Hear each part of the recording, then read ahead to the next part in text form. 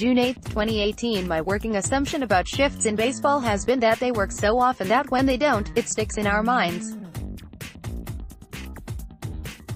I also kind of figured pitchers who get burned by a shift now and again tend to see it the same way. It's a similar dynamic to errors. They are a rare thing these days. We are on pace for 2,730 errors this season, which would be a record low, and the league-level fielding percentage .985 is in a race with 2013 as the best ever. So when a player does commit a miscue, especially at a key juncture of a ball game, we remember it. We don't remember the 6 plays he made in other parts of the ballgame without incident. In our monthly stock watch, we examine which direction every team in the majors is trending as trade season approaches.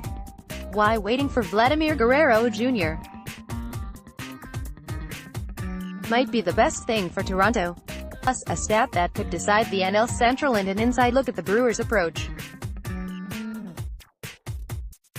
The obsession of managers and front offices with relievers is sucking the life out of baseball. It's time to limit calls to the bullpen. I thought bad shifts were similar, but I may have been wrong.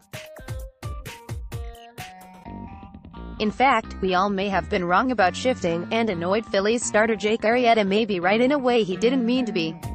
Arrieta was referring to his own team's ineptitude at shifts, which is supported by data. According to Baseball Info Solutions, the Phillies have lost 8 runs due to their shifting strategies this season, worst in baseball. The overall Philly defense is at -53 runs saved. Also last, only 2 other teams, Dodgers and Pirates, are negative in the shift category. On the other end of the spectrum, the Astros have saved 17 runs with the shift, 1 more than the Kansas City Royals. It's ironic that Royals' shifts have been so effective because, just last week, manager Ned Yost told the Kansas City Star, "I don't know they would ever do it, but if they came to me and say would you like to outlaw the shifts, I would say yes, don't worry, Ned." That may not be necessary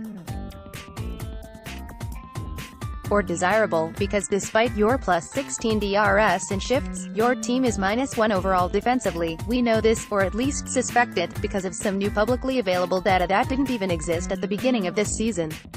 The Wizards that oversee StatCast data from MLB.com recently added detailed pitch-by-pitch shift data to their analysis tool at BaseballSavant.com. For now, any shift-related data you'd see referred only to what happened to balls hit into play in shift situations. It did not include all the pitches in between those balls that get into play, which is why if you look at leaderboards for shift data, categories like strikeout percentage and walk percentage are zeroed out. This, it turns out, is crucial.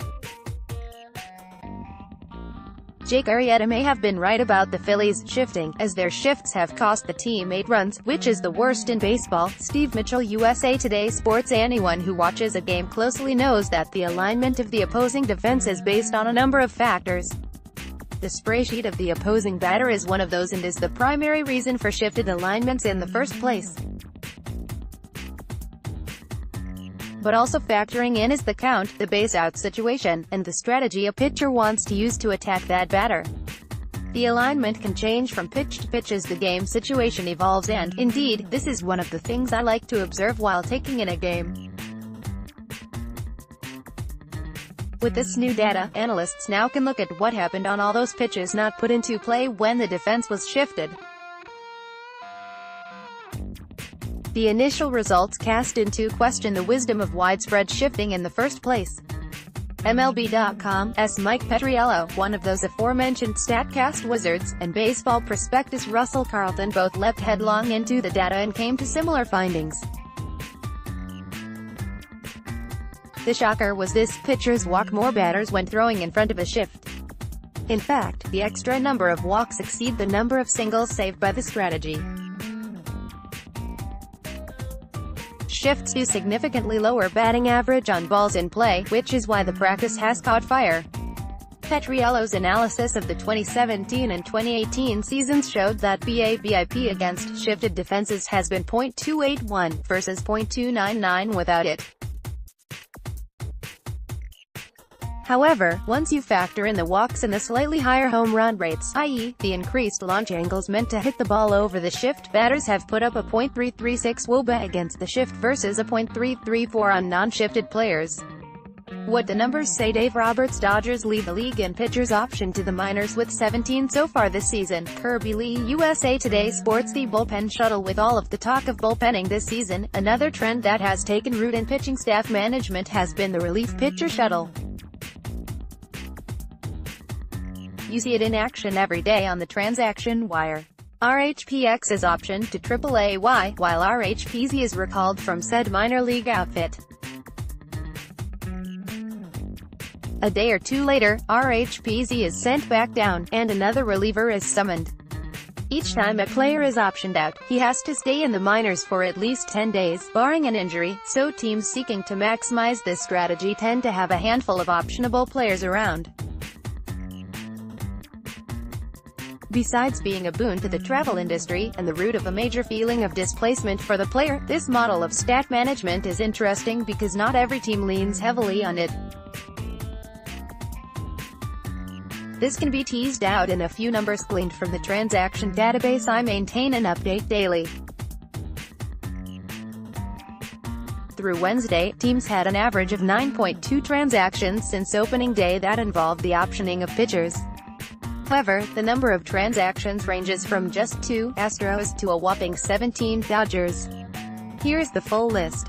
TEAMPITCHERSOPTIONEDRELIEVER War Los Angeles Dodgers 1725 Los Angeles Angels 1615 Street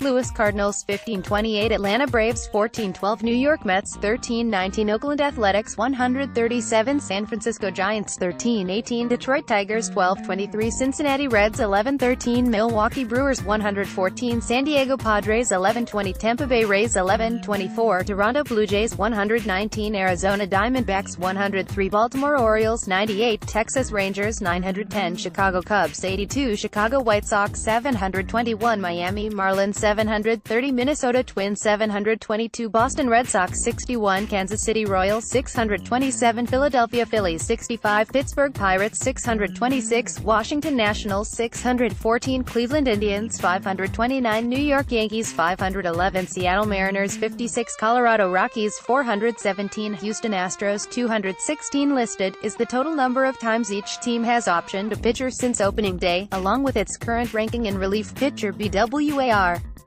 As you can see, the numbers are all over the place, but at a glance, it does look like being somewhere near the league average is the sweet spot. There have been 169 different pitchers optioned out so far. This does not include pitchers summoned with no options remaining and designated for assignment when their roster spot needs to be opened up. Some notable teams, the Dodgers have shuttled pitchers both because of injury-related necessity and because the past few years they've in general been extremely flexible with the constitution of their roster. Last season, the Dodgers led the majors by total number of in-season transactions. This year, they are second, behind the Mets. The other team in last year's World Series, the champion Astros, have had a quiet transaction wire since winning their first title. Houston easily had the fewest players in its spring training camp, with very few non-roster invitees, and hasn't seen any more turnover now that the season is underway. Houston's only 2 pitcher-related options both involved sending out James Hoyt. Overall, the Astros have appeared on the transaction wire since opening day just 27 times.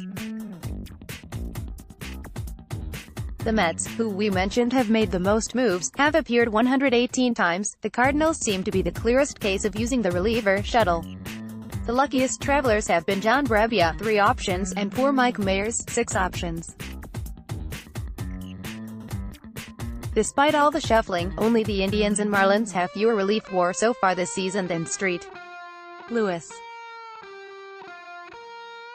By the way, Mayer's total of 6 times being optioned out is the most in the majors, one ahead of both Brock Stewart of the Dodgers and Eduardo Paredes of the Angels. The Red Sox lead the majors in relief WAR and have done so with a very stable bullpen core. Just 2 pitchers account for Boston's 6 options, Bobby Poyner and Marcus Walden. Both were surprises on the Red Sox's opening day roster, but clearly the fact that they both had options remaining played a big part in that happening.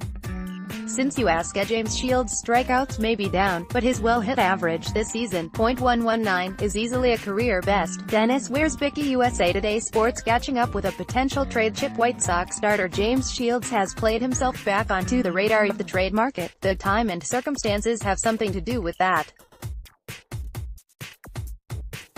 Shields is ostensibly in the last year of a four-year, $75 million contract he signed with San Diego in 2015. There is a $16 million club option with a $2 million buyout in the contract for 2019, but it's pretty clear that the buyout will be the outcome of that. In the 3 years prior to signing that deal, Shields averaged 15 wins, 34 starts, 228 innings, 200 strikeouts and posted a 3.29 ERA and a 121 ERA per Baseball-Reference.com. In the 3 years after signing the pact, he averaged 8 wins, 29 starts, 167 innings, 151 strikeouts and put up a 4.92 ERA with an 80 ERA. His deal was a classic example of a team doling out a free agent contract based on what a player had done, not what he was going to do. Shields landed with Chicago just over 2 years ago and has toiled in relative anonymity since, while emerging as a veteran clubhouse leader and a go-to voice for the local media. The Padres have picked up a little over half of Shields' tab since dealing him to the White Sox, so if Chicago were to deal him now, the team acquiring him would be on the hook for only a prorated portion of $10 million, plus the $2 million buyout. Those numbers could be even less if the White Sox were to take on some of the remaining cash.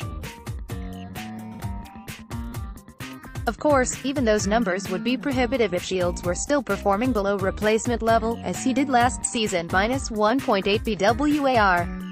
However, a reinvented Shields has become a bedrock source of above-replacement innings for Chicago this season. After Thursday's rough outing in Minnesota, Shields is on pace to throw 215 innings. Shields' evolution actually began the latter part of last season, when he started using a lower arm slot. In doing so, he traded strikeouts for soft contact, the exact opposite of trends around baseball. Shields struck out more than a batter per inning in 2015 but has lost more than a third of his K9 rate since then. However, his well-hit average this season, .119, is easily a career best. That number was .194 for last season. You can see the change in other categories. Shields gave up 2.08 homers per 9 innings a season ago. This season he's at 1.09. A big reason for that is he has managed to turn about a third of his fly balls allowed into pop flies, almost always an out. Last season, 39% of the balls Shields allowed into play were fly balls. This year, he's at 29%. And here's the real stunner. This season, 9.4% of Shields' balls in play have been pop-outs. Before this, his career best rate was 2.9%.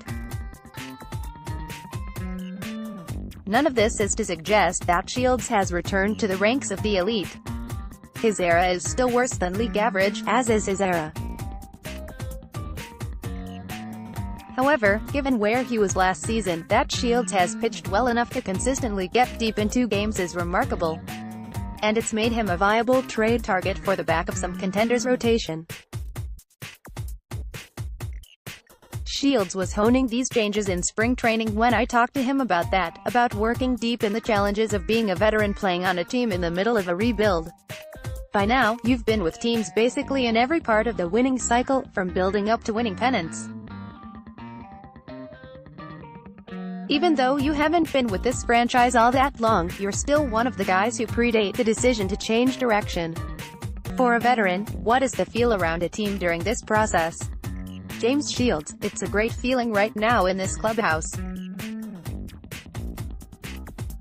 Ricky Renteria has done a great job of building a culture where these young kids can adapt to it and really embrace it. For me, as a veteran player, you look in this clubhouse and you see an unbelievable amount of talent. It energizes me, but I'm a pretty energetic kind of guy. I look at these young kids, and White Sox fans should be feeling really exciting about what is happening. How have the adjustments to your delivery been working out for you? JS, it's going good.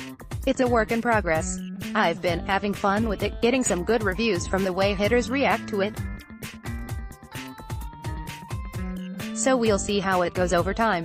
More and more, it's becoming rare for starters to work deep into games, especially younger guys. It makes me wonder how we will find those workhorses in the future if pitchers are never given much of a chance to prove they can work deep. JS, for me, if you look at the past 6 to 8 years, there aren't too many teams that make the playoffs without having over 900 innings from their starting staff. It's few and far between. At the end of the day, it's a long season and you need to save that bullpen. You are always going to be looking for guys that can help you do that. What did you have to show Joe Maddon when you were in Tampa Bay that convinced him to allow you to complete so many games?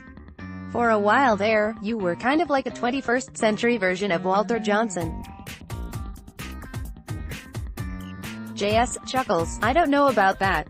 I remember in 2010, I hadn't had a complete game since, I think, maybe 4 or 5 years prior to that. I told Maddon in spring training that I wanted to finish games off. He believed in me, he believed in the process.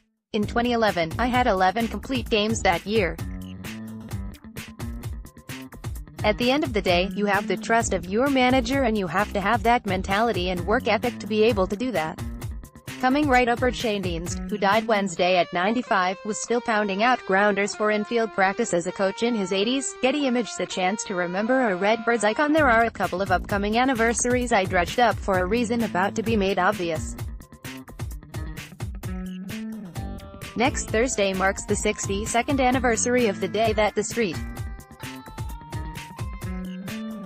Louis Cardinals and hyperactive general manager Frank Trader Lane dealt Shane Dienst away from his beloved Redbirds to the New York Giants in a 9-player swap, the kind of which we don't see much of anymore.